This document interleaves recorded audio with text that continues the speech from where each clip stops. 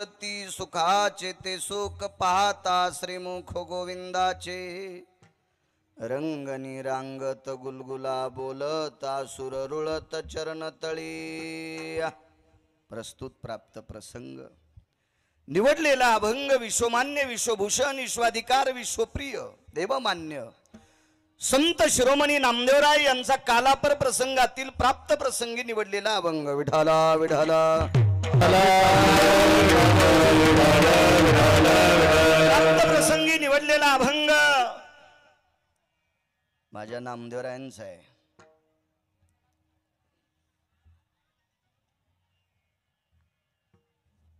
या अभंगाद्वारे नामदेवराय दुःख निवृत्तीचं साधन नमूद करतात। दुःख नाही असा जगात माणूस नाही, काही ना काही दुःख आहे। या विश्वाच्या मालकाने अशी सृष्टी निर्माण केली,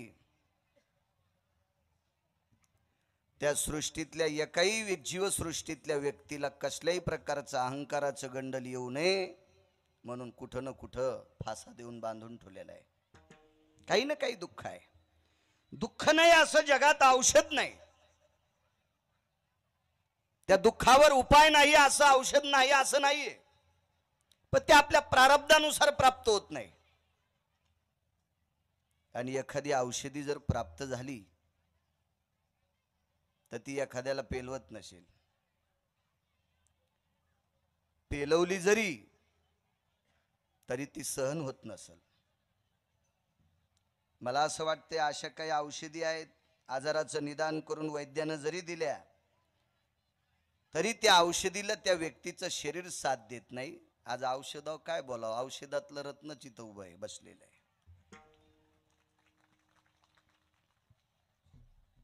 डॉक्टरांना विचारावं, साहेब तुम्ही औषधी दिली पण ते बरं होत नाही। राजे हो, आम्ही दिलेली औषधी आजाराचं निदान करून दिली, पण त्याचं शरीर त्या औषधी सहन करत नाही, त्याला आम्ही काय करणार आहेत? असे काही औषध आहेत। पण आज जे औषध नामदेवराय आपल्या पुढे नमूद करतात ते कोणालाही कसल्याही प्रकारचा, मला असं वाटतंय उशे साहेब, त्याचा साईड इफेक्ट सुद्धा नाही, बरोबर आहे शब्द, त्याचा दुष्परिणाम नाही। सर्वांना रुचेल, पचेल, झेपेल, पेलावेल या परिस्थितीतलं औषध आहे। हे कशाला बोलतात ते महिला? कधी कधी काय होतं माहितीये का, 200 हत्ती सांभाळता येतात पण 2-3 शेळ्या सांभाळायला जड जातो कधी कधी। विठाला विठाला विठाला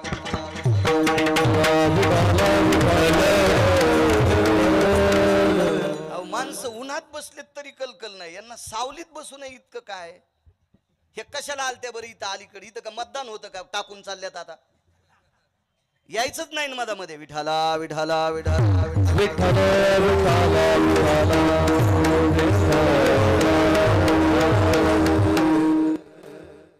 अत्यंत सोपा आणि सुलभ औषध आहे। पाहता श्रीमुख गोविंदाचे, विटेवरच्या मालकाचं मुख बघितलं की दुःख जातं।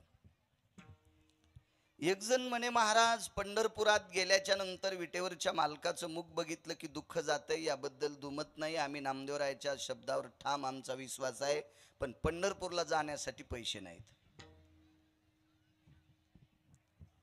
इथं बसलेल्या कोणीही व्यक्तीनं सत्सद विवेक बुद्धीनं हात वरी करावं, त्यांनी सांगावं मला पंढरपूरला जाण्यासाठी पैसे नाहीत, मरेपर्यंत वाऱ्या करण्यापुरते पैसे आजच तयार होतील। 5-25 वाऱ्यापुरते तर मास सारखा भिकार चोट देईल। रोज 2 गावचं खातो मी, तरी कुठं घरचं खातो, फक्त क्वालिटीचा भिकारी आहे, इतकाच फरक आहे। मी देईल 5-25 वाऱ्याची, इथं तर मोठमोठाले इंद्र बसलेले आहेत। म्हणजे पंढरपूरला जाण्यासाठी पैशाची अडचण नाही। राहिला प्रश्न खाण्याचा, गळ्यात तुळशीची माळ असावी, वारकऱ्याचा पेहराव असावा, खांद्यावर पताका असावी धर्माची, आणि भूक लागेल त्या गावात गेल्याच्या नंतर गावात सर्वात मोठं श्रीमंत घर बघावं ज्याच्या दारात तुळशी वृंदावन आहे, अशा दारात जाऊन त्यानं मधुकरी म्हणून एकदा नुसता आवाज टाका, ज्या घरात स्वयंपाकासाठी 5-25 बायका असतील त्या घरातली मालकीन त्याला गावरान तूप लावून चपाती वाढील. इतकी संप्रदायाचा दर्जा मोठा आहे, व्याप्ती मोठी आहे. खाण्याचाही प्रश्न मिटला. आणि ते मुख बघितल्याच्या नंतर तिथं काही विधी नाहीत. चंद्रभागे स्नान विधी तो हरिकथा. वर्णन गोकुळातले, पण आपल्यासाठी गोकुळ आता पंढरी आहे. पंढरी आहे आपल्यासाठी गोकुळ. हे मुख बघितल्याच्या नंतर दुःख जाते. पाहता श्रीमुख गोविंदाचे, एवढं त्या मुखात ताकद आहे. कसा तर रंगणी रांगत गुलगुला बोलत. तो अंगणात रांगायला लागलेला आहे, अत्यंत गोड बोलतोय. श्रुतीनं प्रश्न केला नामदेवरायला, पूजनीय गुरुवर्य नामदेवराय, रांगायला लागला त्या अर्थी लहान आहे, बालक आहे, आणि चिमुकल्या बालकाचं मुख बघितल्याच्या नंतर दुःख जातंय असं तुम्ही कसं म्हणता? अष्टादश संतांपैकी एका संतांनी श्रुतीला सांगितलं, बाई ते दिसायला जरी लहान असेल ना तरी पण मोठमोठाली राक्षस त्यांनी बालपणातच मारली. काग बग रिठा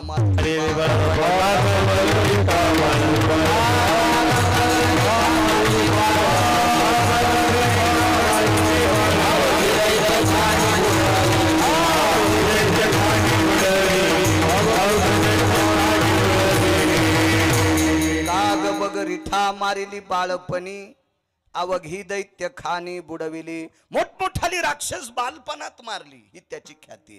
आसूर रुळत चरण तळी, नामा मने हाती लोनियाचा उंडा, गवळणी त्या तोंडा भुललिया. त्याच्या हातात लोण्याचा गोळा आहे, उंडा आहे. लोणी हे कोमलतेचं प्रतीक आहे, आणि चित्त हे माणसाचं कोमल असतं.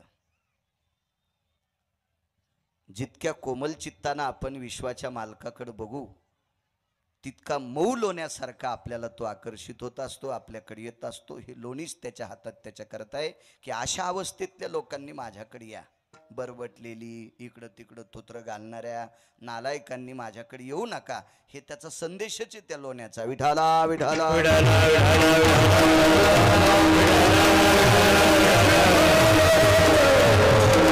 वेदाच्या श्रुती असणाऱ्या गोपी त्याच्या चेहऱ्याकडे बघून भुलून गेल्या. त्या अर्थी त्या चेहऱ्यावरचं तेज किती असेल, ते नाविन्य किती असेल, ते वैभव काय असेल, अधिकार काय असेल त्या चेहऱ्याचा.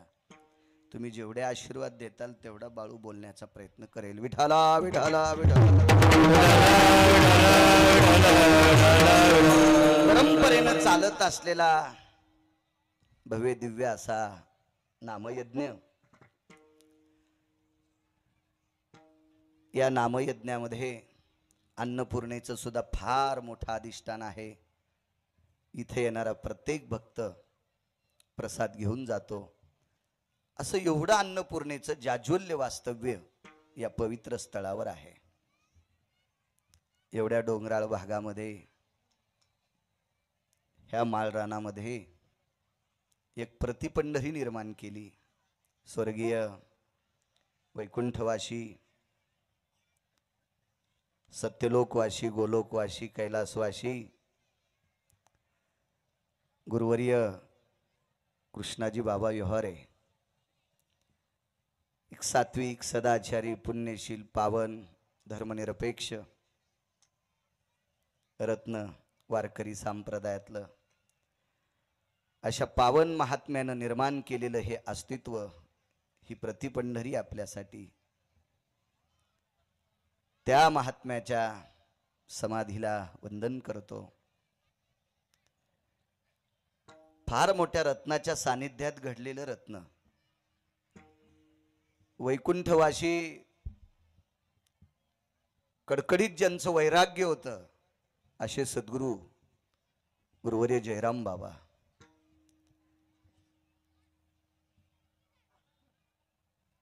माधव महाराज मगर सुरजखेडकर म्हणायचे, अरे एखाद्याला मारुतीरायाची भेट झाली नसल तर काही काळजी करू नका, दुःख मानू नका. आळंदीला गेल्या सिद्ध बेटात गुरुवर्य जयराम बाबाकडे बघा, तुम्हाला मारुतीराय भेटल्याची प्रचिती येईल. एवढं कडकडीत वैराग्य. उशे साहेब महाराज जगात खूप असतील, पण ज्या साधूने स्वतःचा चेहरा आरशात जीवनभर पाहिला नाही, त्या व्यक्तीचं नाव आहे वैकुंठवासी सद्गुरु जयराम बाबा. कडकडीत वैराग्य. अशा पावन साधूच्या सानिध्यात ज्यांचं जीवन गेलं, असे आदरणीय कृष्णाजी बाबा व्यवहारे, पुनश्च एकदा त्यांना प्रणाम करतो, त्यांच्या अधिष्ठानाला, त्या समाधीला. कार्यान्वित आता गोभक्त हरिभक्तीपरायण प्रभाकर महाराज शास्त्री हे आधिपत्य सांभाळतात. गोउपासक आहेत. गोमातेचं इथं अधिष्ठान आहे. गुरुवर्य प्रभाकर महाराज तुम्हाला सुद्धा साष्टांग प्रणिपात करतो, प्रणाम करतो. उपस्थित दोन्ही मृदंगाचार्य, दोन म्हणता येणार नाही, इथं 5-25 मृदंगाचार्य असतील. तुम्हा सर्वांना इंद्रस्वरूप मृदंगाचार्यांना साष्टांग प्रणिपात करतो. पाठीमागे असलेली ही गानगंधर्व, गान कोकिळा, या महाराष्ट्राच्या मातीमध्ये ज्ञानोबाराय तुकोबारायच्या भक्तीचा सुगंध आहे. आणि त्या पवित्र या महाराष्ट्राच्या मातीत धरवळत असलेला भक्तीचा ज्ञानोबाराय तुकोबारायचा सुगंध, हा सुगंध यांच्यावरती पडला. आणि ज्ञानोबाराय तुकोबारायच्या अभंगवाणीला गोड अशा प्रकारचा स्वर लावणारी ही गुणीजन गंधर्व मंडळी, ही वारकरी मंडळी, मस्तक माझा पायावरी या वारकरी संतांच्या. आजच्या महाप्रसादाचे यजमान, वैद्यकीय क्षेत्रातले एक नाविन्यपूर्ण रत्न आदरणीय डॉक्टर हुशे साहेब, जालना हॉस्पिटलचे सर्वेसर्वा. यावर्षी त्यांचं, मला वाटते दरवर्षी, मागच्याही वर्षी होतं, मी येऊ शकलो नाही. कीर्तनालाच यावा असा काही विषय नाही, आमंत्रण मला असतंच. आदरणीय डॉक्टर साहेबांचं महाप्रसादाचं आयोजन आहे. चांगल्या ठिकाणी अर्थ खर्चीला पाहिजे. मला एक जण भेटला, महाराज माझ्या मुलीचा वाढदिवस मी गोव्यात केला आणि 19 लाख रुपये खर्चिले. गोव्यात. त्याला वाटलं गिरगावकर साधा सोबा धोत्रावरला असा गबळ्यात माणूस आहे, आणि धोत्रावरले येडेवणीच समजित येत ना माणसं. हे जरा जुरा पॅन्टी घालणाऱ्याला त्या जंगळलेल्या महिना त्याच्या बायका धुत नाही, तर त्याला तांब्यात इस्तू टाकून इस्तरी करतेत, आणि त्याला धोत्रावाले येडगळच वाटते. ती एका हराम खोराला सांगितलं, नालाय का धोत्राला साधं समजित होय रे भडव्या, धोत्रावाल्याचं चित्र असल्याशिवाय भारतातली नोट चलत नाही, जरा हिशोबात राहत जाय. विठाला विठाला.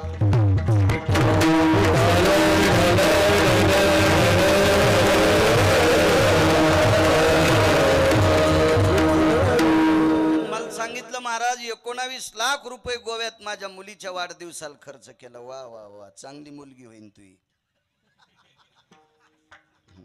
कस काय म्हणलं, गोव्यात तिचा वाढदिवस केला म्हणल्यावर चांगल्या ऑर्केस्ट्रात भाग घेईल, दुसरं काय करील ती? का कलेक्टर होणार आहे, का तहसीलदार होणार आहे, का डॉक्टर होणार आहे?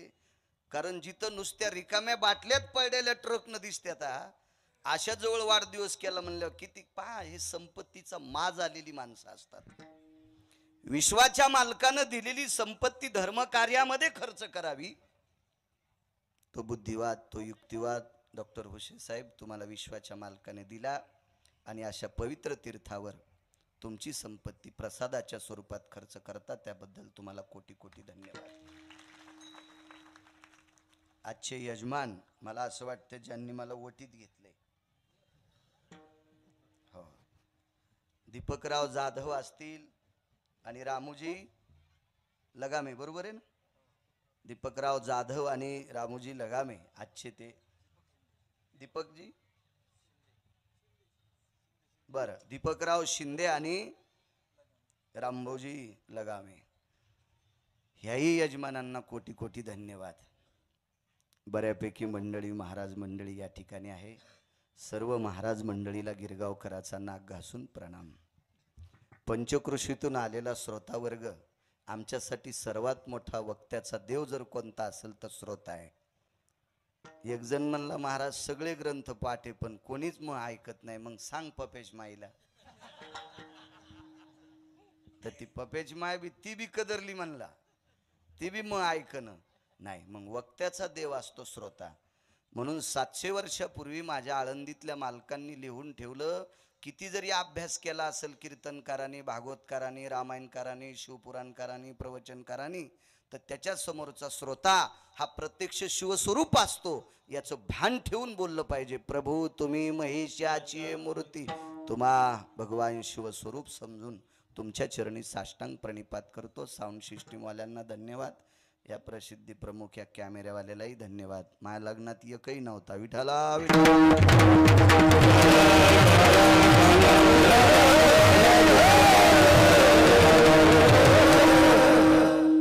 वैद्यकीय क्षेत्र, दुःखाची निवृत्ती, सुखाचे ते सुख. ब्रह्मांडाच्या मालकाचं मुख बघितलं की दुःख जात आहे. एवढं मोठं ते मुख सुंदर, इतकं मोठं सुख, मुख सुंदर, इतकं सुंदर, इतकं सुंदर की बघायचंच काम नाही. मला सांगा, थोडासा अभ्यास असणारी माणसं तर्कवादी असतात डॉक्टर साहेब. थोडासा बुटकभर पाणी ज्यांच्याकडे आहे का ते दुसऱ्याला आंघोळ घालायला जातात, पण त्याच्या लक्षातच नाही मी सकाळी ब्रश केला नाही. असं होतं कधी कधी. बरं, एक थोडासा अभ्यास असणारी माणसं तर्काच्या आश्वावर, घोड्यावर बसत असतात. ते नाना प्रकारचे तार्किक खूप खूप प्रश्न निर्माण करतात. महाराज किती मोठे ज्ञानी, ज्ञानियांचे राजे, योग्यांची माऊली, साधकांचे मायबाप, भाषा 56 भाषा येत होत्या. आणि एवढा ज्ञानाचा सागर असणारी ज्ञानोबर आहे, एका मतावर ठाम आहेत की ते मुख बघितल्याच्या नंतर मला सुख प्राप्त होते. रूप पाहता लोच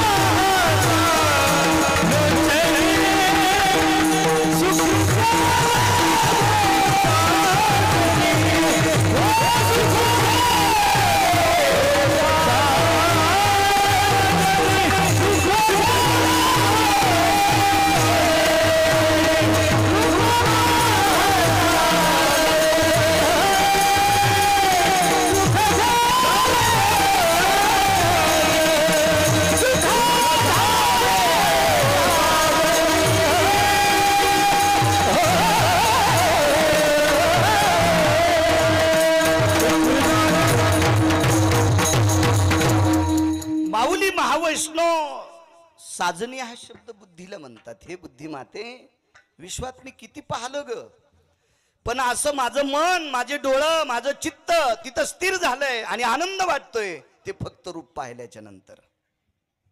पाहता श्रीमुख डोळ्याची भूक,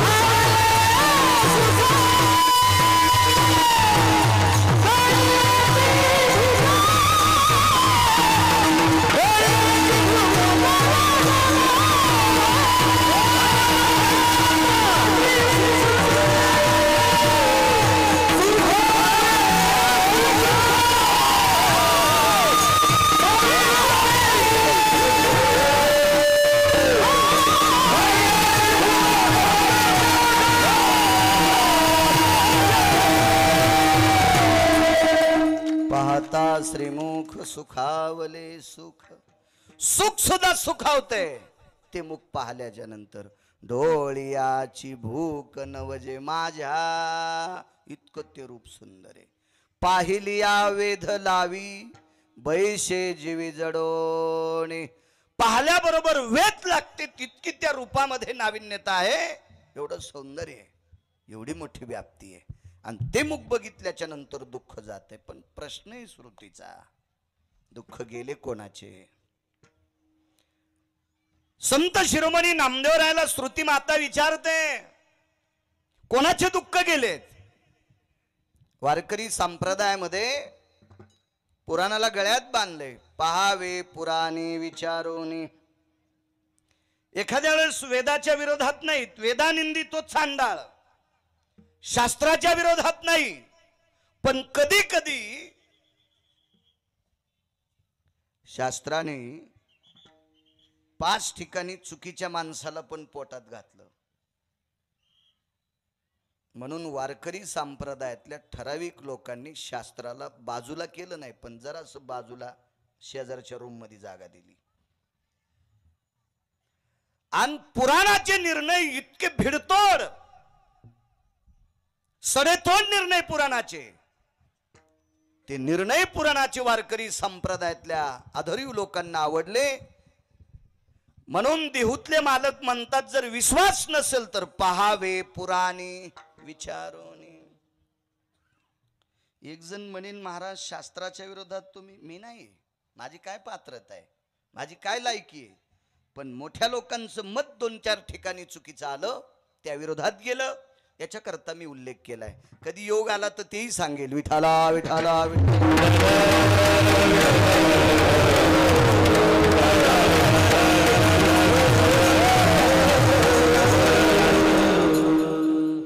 श्रुती आलेली आहे.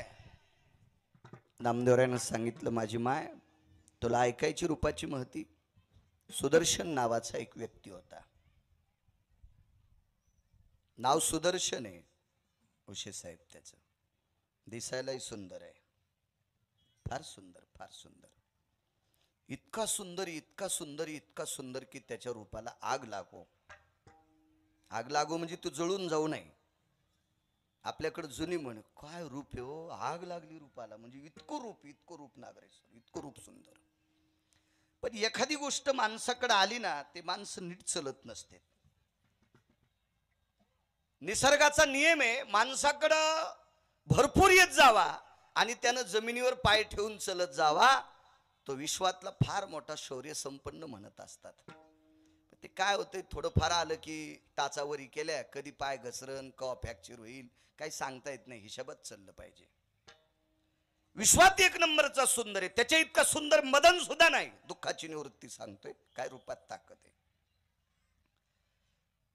रस्त्याने एक महात्मा चाललेत, साधू चाललेत. साधू, तुम्ही आम्हालाही महाराज म्हणता, हे तुमच्या मनाचा मोठेपणा आहे.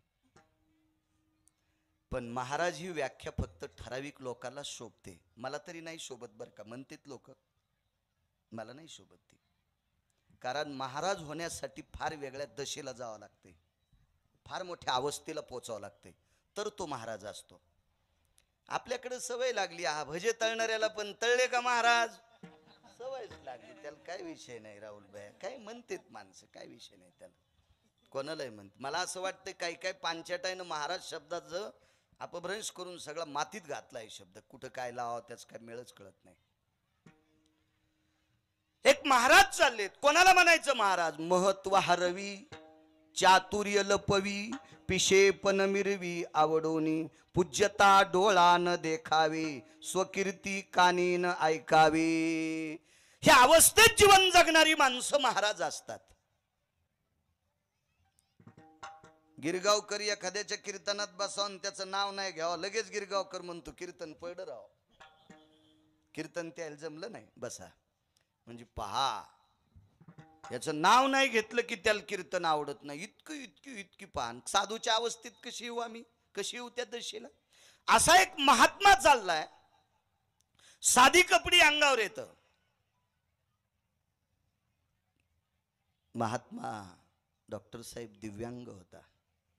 कमरेत, मानेत, पाठीत वाकलेला आहे, दिव्यांग आहे. शासनानं नवीन शब्द काढलाय. पूर्वी अपंग म्हणायचो, आता दिव्यांग शब्द आहे नागरेश्वर. दिव्यांग होते महाराज, चालत होते. पण रस्त्याने महाराज चलता चलता सुदर्शनाने एका झाडाखालून बघितलं. त्याच्या मित्राला सांगितलं, पाय ते वाकडं तिकडं चाललंय महाराज, गंध लावलेल्या आहेत, माळा अशा हलत होत्या, गळ्यातल्या तुळशीच्या माळा होत्या, हलत होत्या चलताना, कमरेवर हात टेकलेला. असं फार म्हणजे बिकट अवस्थेत महाराज चालत होते, बघा वाटत नव्हती त्यांची अवस्था. आणि त्या अवस्थेतल्या साधूला हा सुदर्शन हसत होता. मित्र हुशार होता. माणसाला जर मोठं व्हायचं असेल ना, तर जवळ चांगली माणसं ठेवली पाहिजे. त्या माणसाच्या सानिध्यात माणूस बऱ्यापैकी सुधरत असतं. कधी बी लक्षात ठेवा, फुटके दुरण जेवायला घ्यायचीच नाही. ताटावर फुटका द्रोण असला की चपाती येऊस तर वरण गळून गेलं. ते असं गळालं की ते वरण वाहल्याबरोबर शेजाऱ्याचं धोतर भिजलं. त्याची बायको त्याला भांडत होती, तुम्हाला बसताच येत नाही नीट. ते म्हणले मी नीटच बसलो होतो ग, पण शेजाऱ्याचा दुरण फुटला आणि वरण माया खाली आलं. म्हणजे याला तर कोरडीच चपाती खावा लागली कुत्र्यावानी, शेजाऱ्याचं धोतर भरलं. इतकी फुटके दुरण नालायक असते. म्हणून शक्यतो फुटक्या दुरणात खाण्यापेक्षा चपाती करून त्याच्यावर भाजी घेतली पाहिजे. फुटके दुरण कामाची नसते. चांगली माणसं सोबत असं. रावणाला सगळी लोक नाव ठेवतात, पण रावण उंचांकतच का होता याचं एकमेव कारण होतं, रावणाकडे 127 लोक विद्वान होते. काय होतं माहिती का, आपल्याला मोठं व्हायचं असेल तर चांगल्यांना जवळ बोलव जा, आणि चांगले आपल्याकडे येत नसले तर आठवड्यात एकदा चांगल्याकडे जात जा. माणसाचं जीवन उजळून निघत असतं ना, जीवन उजळून निघत असतं. गेलं पाहिजे चांगल्याकडं. रावणाकडे 2 माणसं येतच नव्हते. इतका रगील रावण, इतका रगील रावण, पण रात्रीच्या प्रहरी वेळ काढून त्या दोघांकडे जात होता. म्हणून अजिंक्य ठरला होता रावण, अजिंक्य. फक्त चूक एकच घडली, म्हणून मातीत गेलाय. विठाला विठाला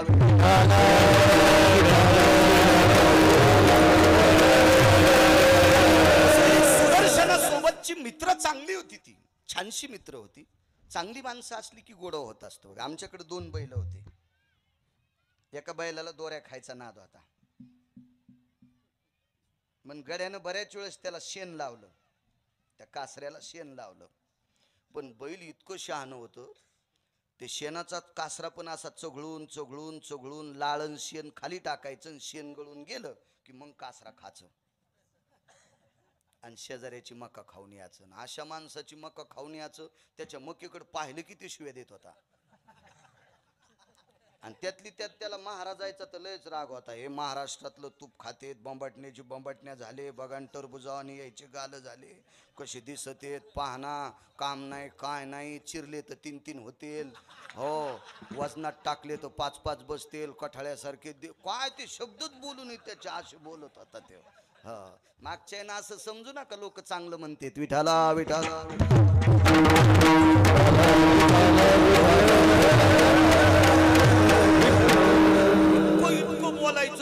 बोलायचं की बघायचंच काम नाही. त्यातले त्यात गड्यानं सांगितलं बाळू महाराजाच्या बैलानं. अरे त्याच्या बैलानं? बर बर बर. गड्याला सांगितलं आजच्या दिवस सहन करतो, उद्या जर बैल आला तर लक्षात ठेवा. मग गड्याला म्हणलं अरे काय येडेवानी काम आहे. बरं गड्यानं साखळी लावून साहेब, ही घडी बी अशी असते. वा वा हो, काही काहीचे संपत्त्या कुंपणानच खाल्ल्या. म्हणजे ज्याला सांभाळायला दिलं ते नच सगळं चिरून टाकलं काय काय मालकायला. अशी काय काय 72 असते. मग त्याला म्हणलं साखळी गिकळी लावते, आणि साखळी नाही लावली, काय नाही काय नाही, नुसतं बैलाला मारलं. बैलाचं कातडीने घुसतर मारलं, संगत चांगलीची असा. मग दुसरा बैल त्याला हसू लागला, पिस्तोल्या बंदुक्याला मका खातो का म्हणे. आता ते बंदुक्या जरा शहाणपणात राहिला, 2 दिवस गपचिक बसला, पाठ कानारली होती. 3ऱ्या दिवशी त्यानं पिस्तोल्याचा कासरा खाल्ला आणि मग स्वतःचा खाल्ला, आणि दोघंही गेले. बऱ्याच बैलाला नाद नसतो बरं का, पण दुसऱ्या बैला संग नादी लागत येत. नाही तर लय बैल चांगले असतात. हो ना रे बद्री, हो ना. इतके बैल चांगले असतात, पण काही नालायक बैलामुळे काही काही बैल बोंगाळतात शेपटीवरी टाकून. विठाला विठाला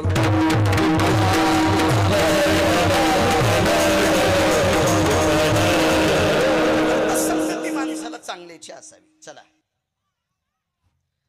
सुदर्शनाच्या सोबत जे मित्र होते अत्यंत सात्विक सदाचारी पुण्यशील होते. त्यांनी सांगितलं अरे नको बाबा, हसू नकोस, तुला देवानं सौंदर्य दिले याच्याकरता नाही दिलं.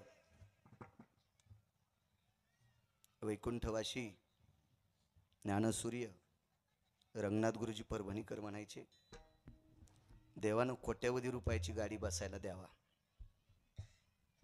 गाडी रस्त्याने चालावी, रस्त्याला थोडे खड्डे असावा, नेमकाच पाऊस पडलेला असावा आणि रस्त्याने शेतातली माणसं घराकडे जात असावा आणि ती कोट्यावधी रुपयाच्या गाडीत बसून तो मालक त्या रस्त्यानं चलत असताना ड्रायव्हरला एकच सांगावं, राजा आपल्या गाडीच्या टायरनं उडालेलं पाणी गोरगरिबाच्या अंगावर गेलं नाही पाहिजे, अशी गाडी चालव.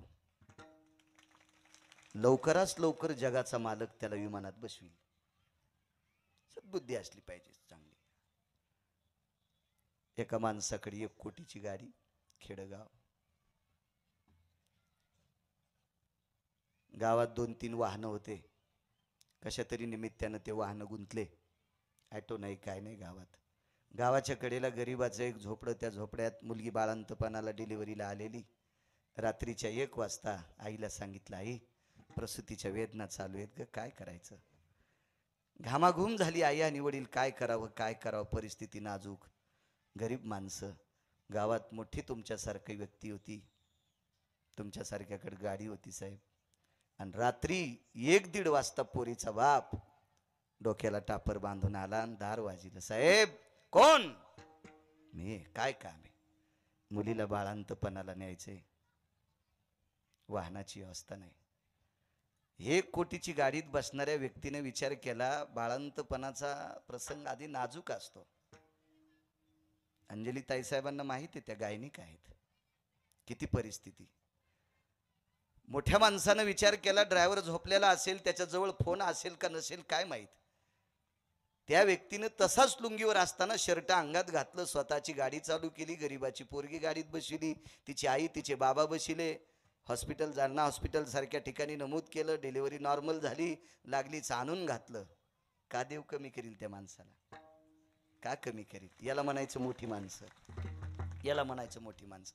आमच्या पलंगाला सोन्याच्या इटा आणि दात घाशीत दुसऱ्याच्या दारात चालला, मग त्याला म्हणावंच लागतं धुवा तोंडन प्याच्या. यायला भिकारी नाही म्हणायचं, यायला भिकारचोट म्हणायचं. सोन्याच्या इटा पलंगाच्या, हान दुसऱ्याच्या मुंडक्यात आलाय का? कधी कावळा उष्ट्या हातानं कावळा हाणला नाही वरून, आणि ते सांगते आमचं असं वैभव आहे. हो पोरं, तुझ्याच्या आधी तू हे झोपीत अंगुठी घेऊन चट फुकणार आहेत, जरसं थांब. विठाला विठाला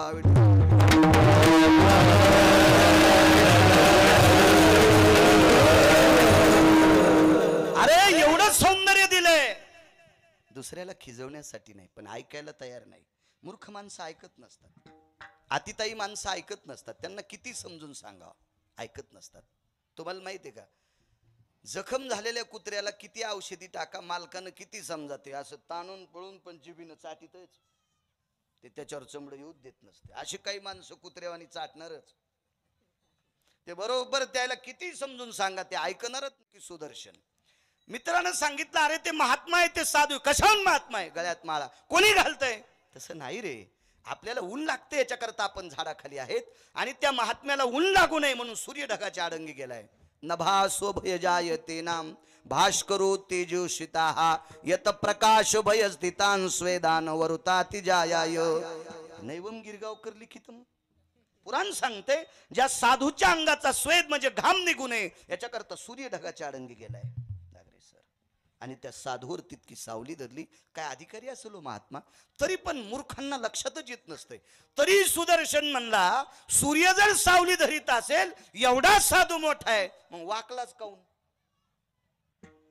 राहुल भाई असं काय काढतील माणसं, काही मिळच नाही त्याच्यात. मित्रानं सांगितलं, जाऊ दे बाबा, हे मागच्या जन्मातलं कर्म असेल. गेला आणि त्या महाराजाला ढकललं. महाराज खाली पडले. शक्यतो मोठी माणसं सर्वसामान्याच्या नादी लागत नसतात, त्यांना माहिती आपल्याकडे तितका वेळच नाही. हत्ती चालला आणि इशिक कुत्रे भुकू लागले. हत्ती चालला होता आणि इशिक कुत्रे भुकू लागले. आता कुत्रे भुकीत असताना वरी चिमणी बसलेली होती बाबळीवर. ती चिमणी उडत आली आणि हत्तीच्या मस्तकावर बसली. ती म्हणली, दादा तुला कळतं कर काय? ते म्हणला, काय झालं जिजी? हत्ती चिमणीला जिजी म्हणला. मोठी माणसं आदरानच बोलत असतात. म्हणलं, काय झालं ग जिजी? तुला कळतच नाही दादा काही. म्हणलं, काय झालं? हे 25 जण भुकायले तर तू येड्यावानीच चाललास. ते म्हणला, जिजी हे फक्त भुकत आहेत, हे फक्त भुकत आहेत, हे डसत नाहीत. तर चिमणी म्हणली, बयान काऊन नाही? हे डसले की बोचरे होते. हत्तीची त्वचा इतकी कठीण असते, कुत्र्याला डसा वाटतंय, पण डसलं की दात मधात अडकत येतं, निगळं खोबळा घेऊन बाहेर येत. भुंकोनिया स्वान लागे हत्ती पाठी हो. हे कुत्रे वसवस करून हत्तीच्या मागे लागतात, नुसते भुंकत येत, ते भेट नाही हत्ती. मोठी माणसं मोठी ते महाराज महाराजच होते, ते का तुमच्या मायासारखं थोडंच होत.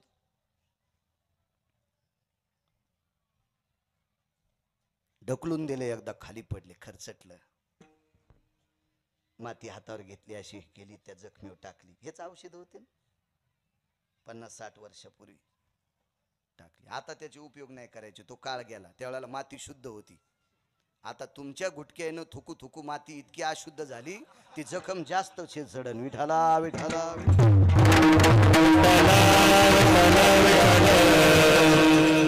मला वाटतं 1.5 महिना झाला असेल, उत्तरेश्वर बापू माझ्या सोबत होतो. मी कीर्तन करीत असताना चालू कीर्तनात पक्वाद्यान तंबाखू खाल्ली, ती गळ्या शपथ. मी प्रसंग सांगण्याच्या नादात त्यानं कहाशी चोळली, कहाशी तोंडात टाकली. राम जाणी बापरे, गिरगाव करायला कोण्या नरकात टाकावा, त्याला पाकिट देणाऱ्याला कोण्या नरकात टाकावा, आणि पुढच्यालाही कोण्या नरकात टाकावा, याला सुद्धा कळायचं नाही. इतके बहादर लोक. आणि कशी जमीन चांगली राहील, गोंगड्या खराब केल्या काय काय तंबाखू. हो, तर जमीन किती अशुद्ध केली असेल. विठाला विठाला विठाला.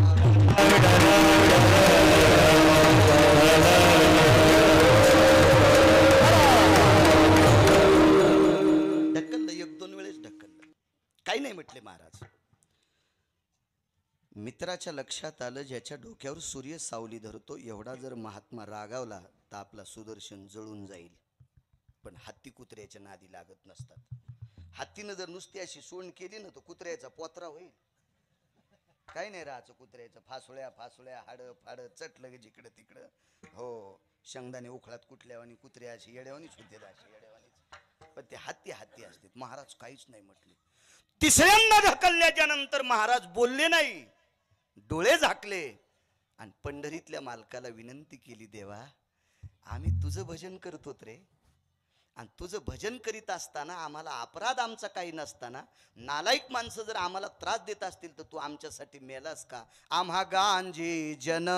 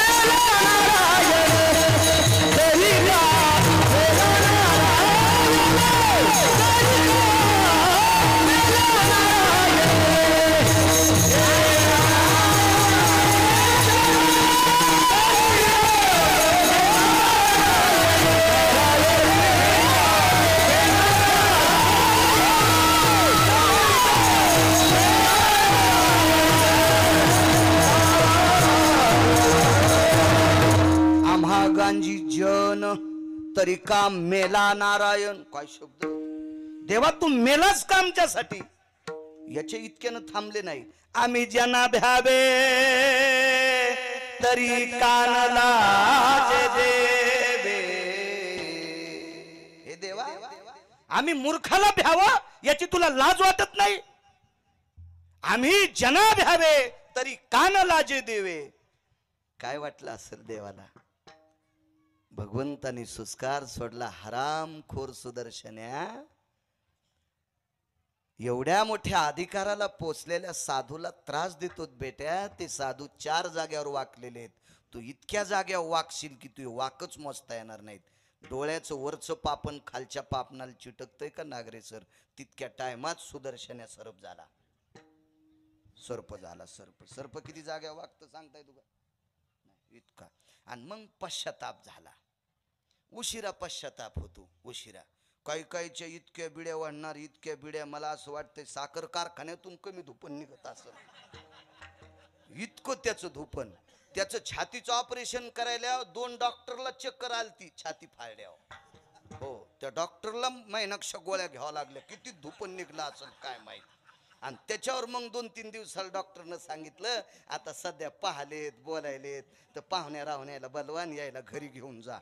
तर ते म्हणले साहेब नाही ना पैसे लय मोठे आणलेत मला तपासा औषध द्या. डॉक्टर साहेब म्हणले बापू आता नाही आता हे आथरून खराब होतील तू घरीच जाय घरीच जाय. झालं कशानं बिड्यानं. बाप रे काय चंडाळाने आता आणून काय फायदा आहे. 3ऱ्या-4थ्या टप्प्यात गेला ना खेळ. आता महाराजाला हसलाय आणि आता सर्प झाल्यावर पश्चाताप झाला काय करावं लय अवघड. एका साधूच्या पुढे फणा आपटीला. विद्याधर लोकातला सुदर्शन येतो. विद्याधर देवता आहे ती देवता. साधूनं सांगितलं गुरु शिष्याने विचारलं गुरुजी सर्प फणा वरी करीत असतो खाली कस काय आपटीला. मरगळलाय म्हणले. उपाय विचारतोय उद्धार कशाने होईल. जा म्हणले गोकुळामध्ये जगदानंद कंद जगतपती द्वारकाधीश श्रीकृष्ण परमात्मा बालवयामध्ये आहेत त्यांना बघून घे तुझं दुःख जाईल.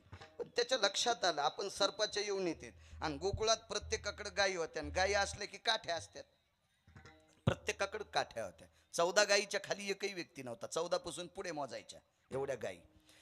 आपण जर गोकुळात गेले तर आपल्याला काठ्यान मारते. सर्पाल कोणी कोण हाणते पुढून इचाला मागून आणि बचर बचर करणाऱ्या माणसाला तोंडावर. सर्पाला तोंडावच हाणते तोंडावर. आपल्याला काही वाचू देणार नाही त्याच्यामुळे गावात जाता कामा नाही. मग एके दिवशी उत्सव होता. सखे ग वृंदावनी जाऊया सखे ग मुरलीधरा पाहूया. वृंदावनाच्या ठिकाणी उत्सव आहे आणि त्या उत्सवाकरता सर्व गोपी आबाल वृद्ध सगळे काही पोचलेले आहेत. आणि त्या उत्सवामध्ये चांदणी रात्र पौर्णिमेची रात्र या दिवशी हा सुदर्शन नावाचा विद्याधर सर्पाच्या रूपामध्ये तिथं पोचलेला आहे. आणि त्यांनी नंद राजाला पायाकडनं गिळलं कमरेपर्यंत गिळलेलं आहे. चाहूल लक्षात आली. चांदण्याच्या प्रकाशात गवळ्यांनी पाहिलं अरे बापरे बाबाजींना गिळलंय. ओरडत होते धावा धावा धावा धावा. बऱ्यापैकी काठ्या मारल्या पण तो शापित सर्प होता तो मरत नाही. त्याला नंदराजाला गिळायचं नव्हतं त्रास द्यायचा नव्हता. त्याला माहित होतं सगळी लोक नंदराजाच्या पाया पडतात त्या अर्थी सगळ्या लोकात हा मुख्य व्यक्ती आणि या व्यक्तीला त्रास दिल्याच्या नंतर आपल्याला ज्याला बघायचं तो धावत येईल. त्यावेळेला बलराम दादा धावत आले.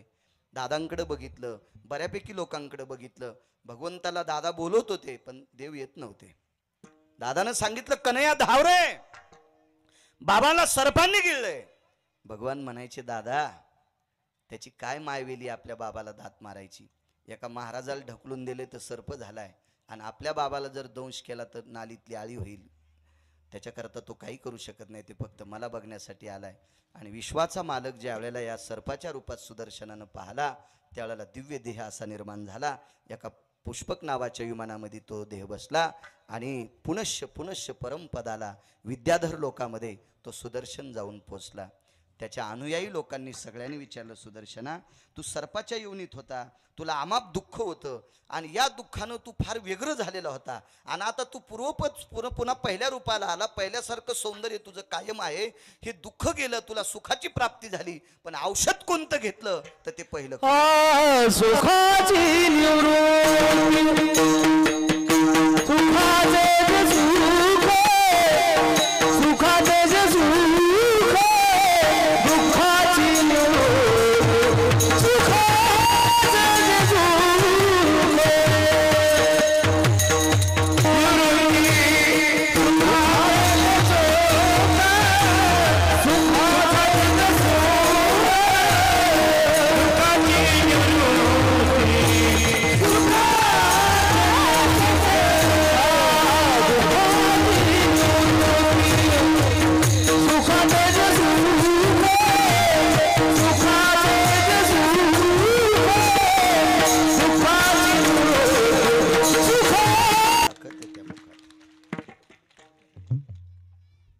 कान्होपात्रा नावाची एक माऊली होऊन गेली. फार सुंदर होती. तिच्याकडे बघत असताना बऱ्यापैकी नराधमांची दृष्टी कामानं व्याहळून गेली. जंगलात वास्तव्य केलं. माऊली महावैष्णव ज्ञानोबारांची भेट झाली. आणि आळंदीतल्या मालकांचं ऐकून पंढरपुरातल्या मालकाचा चेहरा एकदाच बघितला, एकदाच बघितला, एकदाच. सुनबाई माहेराहून आल्या, सासूचं दर्शन घेतलं आणि तिला एक पीस द्यायला चोळीला की सासू 2-3 दिवस जेवत नाही. इतकं तिचं मन भरत. सुनबाई माझ्या पाया पडल्या, सुनबाई माझ्या पाया पडल्या. सुनबाईनं बघा न कसा पीस आणला, चांदण्यावानी चमकायला. आणि ते कोणी कुण मोजा, झंपर होईन टोपर देत नाही. पण सासूच्या पाया पडली की म्हातारी खुश खुश होती, खुश खुश खुश. एकटी सून पाया पडली तर एकटी इतकी म्हातारी खुश. कानोपात्रेनं साहेब विश्वाच्या मालकाला एकदाच बघितलं आणि त्याच्या पायावर देह समर्पित केला आणि उजव्या हाताला अंत्यविधी झाला. जगातला प्रत्येक व्यक्ती गेला की पंढरपुरातल्या मालकाचं दर्शन नाही, आधी तिचं दर्शन. काय सुख असेल, काय सुख असेल, काय सुख. निळोबाराय सारखी व्यक्ती पंढरीला पोचली. निळोबाराय म्हणजे पंढरपुरातल्या मालकाचे शेवटचे लाडके लढीवाळ संत. वैकुंठवासी जगन्नाथ अण्णा पवार काव्यतीर्थ म्हणायचे. निळोबारायच्या नंतर वारकरी संप्रदायातल्या व्यक्तीने कोणाचाही अभंग स्वीकारला नाही. लिहिले खूप असतील, ट्रक भरले असतील लिहिणाऱ्याचे, पण निळोबारायच्या नंतर पुन्हा कोणाच्या अभंगाला मान्यता नाही. ते फक्त निळोबाराय. आणि ते निळोबाराय पंढरीला आले, मालकाचं दर्शन घेतलं, आईसाहेबाचं दर्शन घेतलं. तरटीच्या झाडापाशी वळकटी टाकली, भजन केलं, झोप लागली. रात्री तरटीच्या झाडातून रामकृष्ण नामाचा ध्वनी येत होता. विचारलं, पुजारी झोपलेले, देवाची शेज आरती झाली, कोण भजन करतंय? जागर संपलाय. तर झाडाचा बुंथा पाजरत होता, पाणी येत होतं झाडाच्या बुंथ्याला. विचारलं, कोण? स्त्री रूपात आवाज आला, महाराज मी आहे. कोण आपण? मी कान्होपात्र आहे. माय रडतेस? तुमच्यासारख्या विश्वाच्या मालकाला इतक्या अधिकारवाणीनं बोलणारी संत आज माझ्या तुमच्या डोक्याचा स्पर्श माझ्या बुंथ्याला झालाय, याच्याकरता मी पावन झाले. आणि मग निळोबारायने विचारलं, माय तुला इथं येण्याचं कारण? मी एका वेशीची कन्या होते, एका वारांगणीची कन्या होते, आवडंबरीचं नृत्य करणाऱ्या स्त्रीची मुलगी. विश्वात सन्मान अपमान काय असेल ते हे काही माहीतच नव्हतं, पण विश्व माझं दर्शन घेतंय एवढं मोठं मला सुख प्राप्त झालं. औषध कोणतं घेतलं ते पहिलं कडवं. कानोपात्रेला एवढं मोठं सुख प्राप्त झालं परमेश्वराच्या मुखात. 7व्या अवतारात एका अस्वलीनं जगाच्या मालकाला पाहिलं. अस्वलीन कळती ना, इतके सांगा नख असते. आता जर ओरिजिनल अस्वलीन जंगलातून इथं आली तर हा, ती रंगानं अस्वलीन, काही अस्वलनीच्या गुणाच्या, हो काही कायला गुण अस्वलनीचे. हो, माणसात माणसं ठुलेत नाही. काय काय काय अस्वलनी बापा.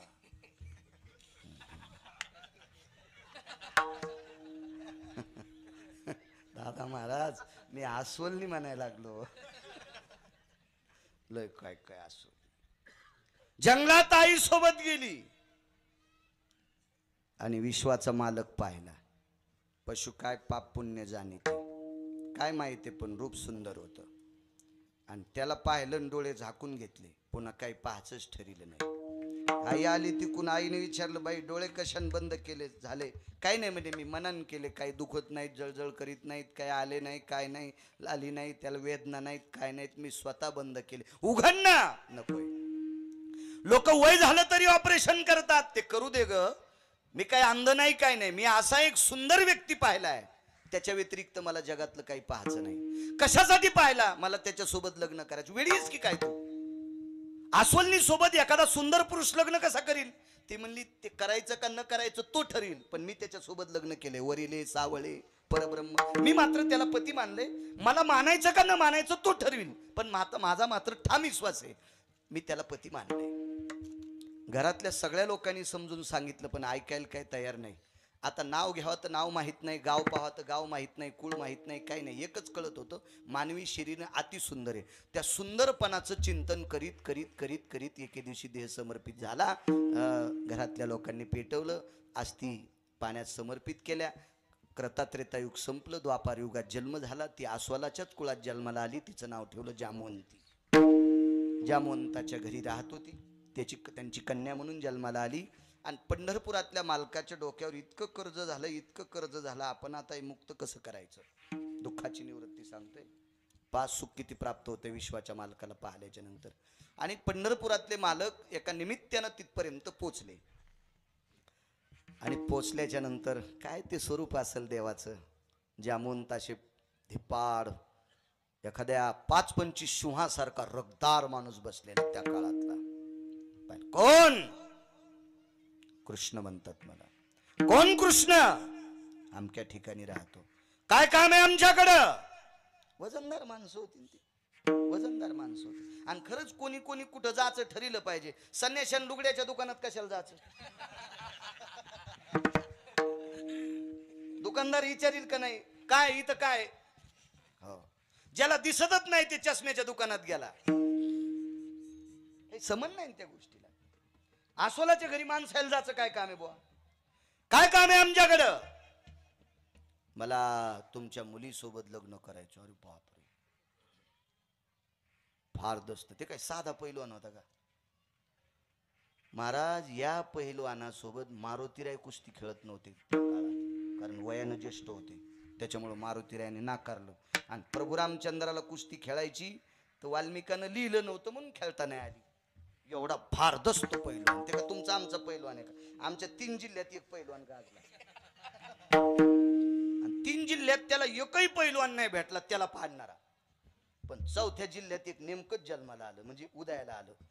आणि ख्याती पोचली त्याच्यापर्यंत आली की त्या जिल्ह्यामध्ये एक पैलवान आहे आणि ते फार भारदस्त. ते आलं माझ्याकडं. म्हणलं काय आपल्याला जायचं बाळू महाराज तिथं. बेनलगडे इस्तू घेऊन कोणाच्या घरी नाही गेलं पाहिजे. कोणी कुस्त्या ठेवा, काय ठेवा, पत्रिका यावा, मग जावा, मग तू त्याला सलामी दे. नाही नाही, जेवणच जाईन म्हणीन, त्याला पाडायचंच घरी जाऊन. नको म्हणलं, कशाला जातो उगच. नाही नाही, तुम्ही त्या गावात कीर्तनाला गेला असताना. म्हणलं 4 बाऱ्या गेलो रे, शेतकरी गाव आहे ते, काळ्या मातीची नाळ असलेलं गाव आहे, तू येडेवानी करू नकोस. नाही नाही म्हणे, 2.5 क्विंटल बदाम खाल्लेत म्हणला म्या. हे काय साधा व्यक्ती आहे का? मला सूचना करा, हात करा. हो हो, एवढं संपल्यावर मी बी टाइम संपवतो. वरण शिजल्यावर मलाही जाळ घालायचा नात नाही. एका बाईनं वरण शिजल्यावर गॅस सुरू ठेवला. म्हणलं बाई बंद कर ना. ती म्हणली माझ्या नवऱ्याला 2.5 लाख पगार आहे. म्हणलं पगार जळू दे बाई, पण वरण जळालं ना. तुझ्या नवऱ्याला लय पगार असली म्हणजे वरण शिजत असतं. गेलं जळून. पाणी जळालं, डाळ जळाली, काय कोळशे खाती काय? तसं मलाही नात नाही शिजल्यावर जाळ घालायचा.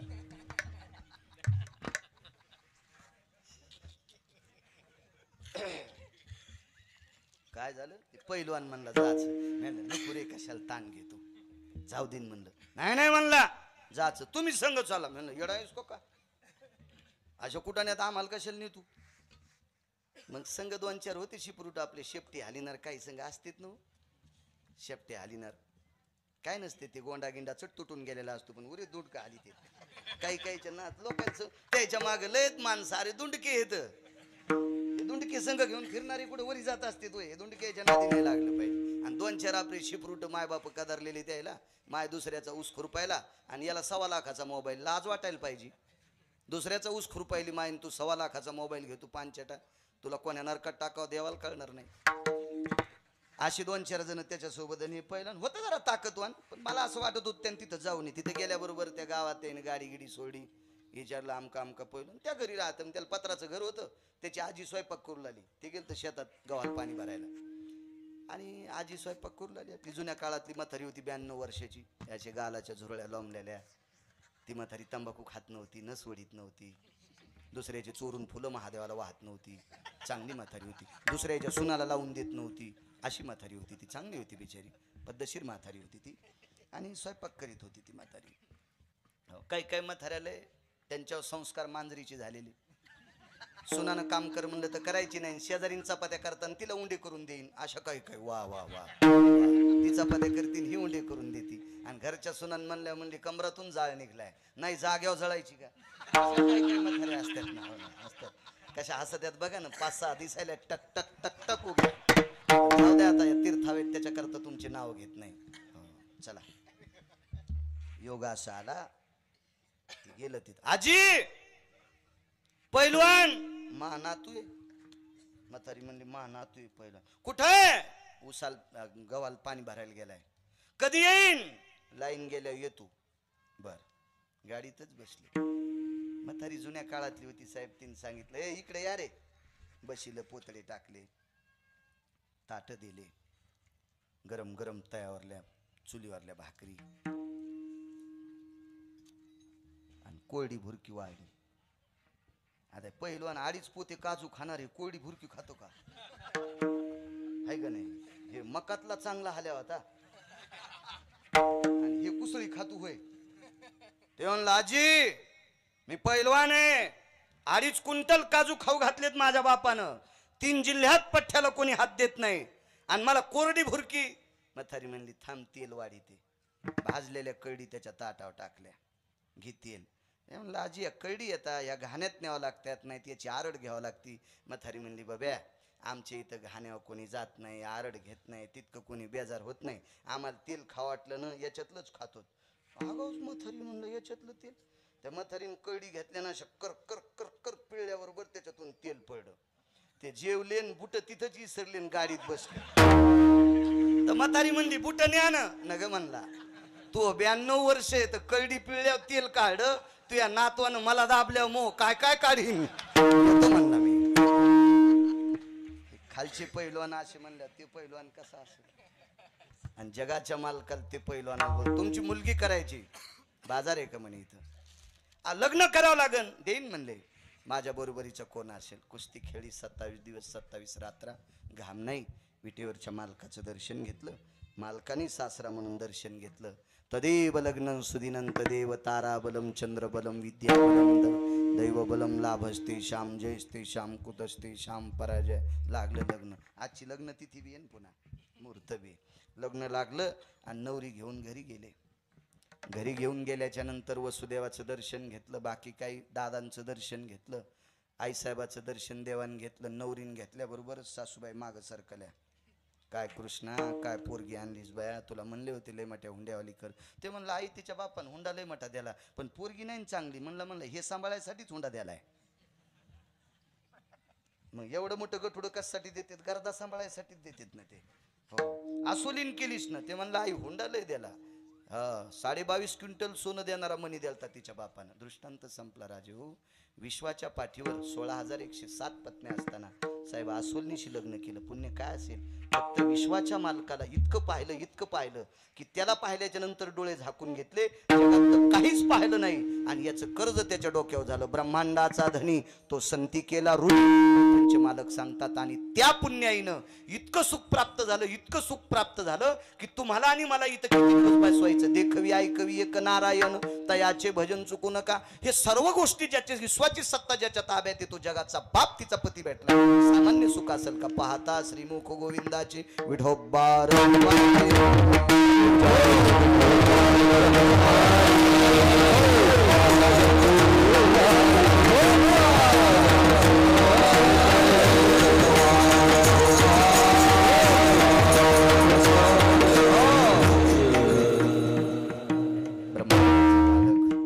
मथुरेत जन्माला आले.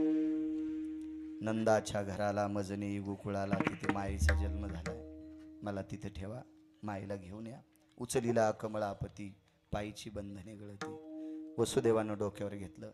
सुपात घेतलं. मंद मंद पडे पाऊस अमृताचा पडत होता. शेषानं वरती छाया धरली. बाहेर आली. यमुना तुडुंब भरली. त्या यमुनेच्या पात्रात वसुदेव उतरलेले आहेत. पाणी वाढत होतं. पुरं चढला आचाट. त्याशी लाविला अंगुष्ट. पायाचा अंगठा लावल्याबरोबर दुभंगली यमुना माई. 2 तुकडे झाले आणि पहिलं तीराला वसुदेव पोचले. 4 दरवाजे होते. गाय दरवाजा, बिदी दरवाजा, पान दरवाजा, महादरवाजा. 3 दरवाजे बंद आहेत. पण रात्री 1 वाजता गाईला वैरण टाकली. गाई 9 लाख होत्या. जमीन किती असेल साहेब कल्पना करा. ज्याच्याकडे 9 लाख गाई येतो रात्री 1 वाजता गाईला वैरण टाकतो. रिकामा नाही जगाचा मालक कोणाची तर झाला. महाराज आई आणि बाबा जिवंत असताना नंदराजाच्या घरी भगवान परमात्मा 11 वर्ष 53 दिवस राहिले. याची एकमेव ताकद होती. नंदराजाकडे गाईच्या सेवेचं पुण्य होतं. 9 लाख गाईच्या सेवेचं पुण्य होतं. या पुण्याचा उदय आला आणि ब्रह्मांडाचा बाप आई वडिलाला सोडून ब्रह्मांडाचा धनी हा विश्वाचा मालक तो यशोदेच्या इथं थांबलेला आहे. ठेवलं तिथं, माया उचलली, निघून गेले. पहाटे पाहतात तर मुलगी नसून मुलगा आहे. फिरविले दोन्ही कन्या आणि चक्रपाणी, पाहतात तर मुलगा आहे. सर्व गोपी जमल्या, दाटी झालेली आहे. काय दान धर्म नाना प्रकारचा नंदराजाने केलेला आहे. एवढा आनंद गोकुळीच्या सुखांत पार नाही लेखा. एवढा आनंद की दाही दिशा दुमदुमून गेलेल्या आहेत. बघता बघता भगवान रांगू लागलेले आहेत. रांगता रांगता चलत होते. चलता चलता बऱ्यापैकी खोड्या केल्या. खोड्या करत असताना यशोदेनं सांगितलं, कृष्णा आता तू घरी राहायच्या लायकीचा नाहीस, आता तुला शाळेत घालायचं. आता जाई राणा सवे घेऊन गोधना. भगवान परमात्मा गाई वासरं घेऊन यमुनेच्या तीरावर गोडशाचे वासरं आणि गाई सांभाळायचे. दुपारी सर्व गाई वासरं बसल्याच्या नंतर कळंबाच्या झाडाखाली सर्व गोपाळ एकत्रित बसायचे आणि सर्व गोपाळांना एकत्रित घेऊन जगाचा मालक जेवायचा. गवळीयाची ताकपिरे कोण पोर हे चांगली. विश्वाचा मालक वरून बघत नाही, आतून बघतो. देवाकडे जात असताना अंतकरण शुद्ध असलं पाहिजे. वरून शुद्ध असून काही फायदा नाही. तुम्ही विश्वात वावरत असताना आपलं ज्याचं अंतकरण शुद्ध हे जगाचा मालक त्याला मानत असतो. वरून शुद्ध बगळे पण असतात, वरून शुद्ध बगळे असतात. शहाण्या शेतकऱ्यानं गव्हाच्या वळीला पाणी लावल्यावर पाणी कुठपर्यंत गेले हे जाऊन पाहायचंच नाही. बगळे जिथपर्यंत तिथरोग पाणी गेले असं समजायचं. पाणी जसं जसं पुढं जाईल, बगळीमध्ये पाणी पाणी बारीक बारीक भेगा असतात, त्याच्यात पाणी गेलं की मधले किडे बाहेर येतात. बगळे उचलायला तयारच असतात. मग इचू असू, गोमी असू, काही असू. बगळे दिसायला इतके पांढरे शुभ्र पण आतून काही खातात. तसं वरून आपण किती शुभ्र आहेत त्याच्यापेक्षा नाही, आतून किती शुद्ध आहोत. मग गवळीयाची पोरं ही अत्यंत साधी होती. साधी, शेमूड खरकटे नाकाशी, दिसायला साधी पण आत इतके शुद्ध होते, आत इतके शुद्ध होते. महाराज लेकरानं चिवळलेला दुधाचा काला जर 10 मिनिटं त्याच्यात हात घालून खाली टेकत असेल, खालचा त्याच्यात टेकत असेल, तर जन्म दिलेली आई सुद्धा त्या दुधाचा काला खात नाही. पण घरापासून तोंडात नेलेलं ताक कळंबाच्या झाडाखाली गेल्याच्या नंतर जगाच्या मालकानं ते गोपाळाच्या तोंडात ताक प्यावा. त्या अर्थी ते गोपाळ शुद्ध किती असते कल्पना करा. आतून शुद्ध असले पाहिजे. तुम्ही लक्षात घ्या, गोकुळामध्ये वरून सजलेली बाई आली, तिचं नाव पुतना होतं. आणि क्रता युगामध्ये आतून सजलेली बाई होती, तिचं नाव शबरी होतं. पुतना वरून सुंदर होती आणि शबरी आतून सुंदर होती. शबरीला आयुष्यात ब्रश भेटला नाही ताईसाहेब दात घासायला. शबरीनं आयुष्यात कंगवा घेतला नाही डोकं इचरायला. शबरीनं आयुष्यात कुठलंच मेकअप केलं नाही. तरी विश्वाच्या मालकानं तिला अंतकरणात घेतलं. तिचे येणे जाणे खुंटले. आणि पुतना इतकी सुंदर होती, इतकी सुंदर होती, शोषून मारली. वरून सुंदर होती ना आतून नव्हती. ही देवाला आतून सुंदर असलेली माणसं आवडतात. गोपाळ ही अशी दिसायला जरी साधी असतील पण अंतकरणात इतकी सात्विक आणि सदाचारी होती. त्यांच्या सानिध्यात विश्वाचा मालक राहिला. गोपी रासक्रीडा केली आणि याच गोपाळांच्या सानिध्यामध्ये विश्वाच्या मालकानं काला केला. जीवनो भय जायते नाम कृतु पाप क्षालन हितार्थायाम प्रसादे रस्तु कवलायाम व्याधी निरशन हितार्थायाम प्रसादे भव मुक्ते यत सर्वाति संगायाम जायते सर्व दोषानाम कवलाम प्रसादे रस्तु. गोपाल कृष्ण भगवान.